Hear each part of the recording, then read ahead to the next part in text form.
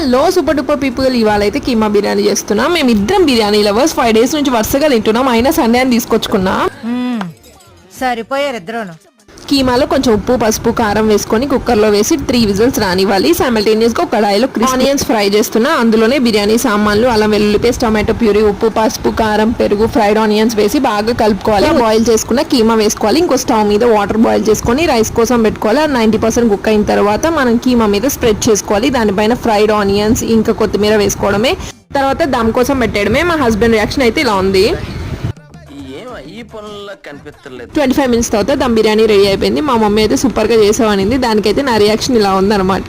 తొక్కేశారమ్మా, local politics talent అంతా తొక్కేశారమ్మా. మంచిగా బిర్యానీ మొత్తం ఒక బేషన్ లో వేసుకొని బాగా కలుపుకొని సర్వ్ చేయడమే. మా హస్బెండ్ కి అయితే నేను సర్వ్ చేసేసా. ఇదేంటి ఎంత పెట్టారు? తింటే తరిగిపోద్దులే. అంతే ఈ వీడియో బాయ్.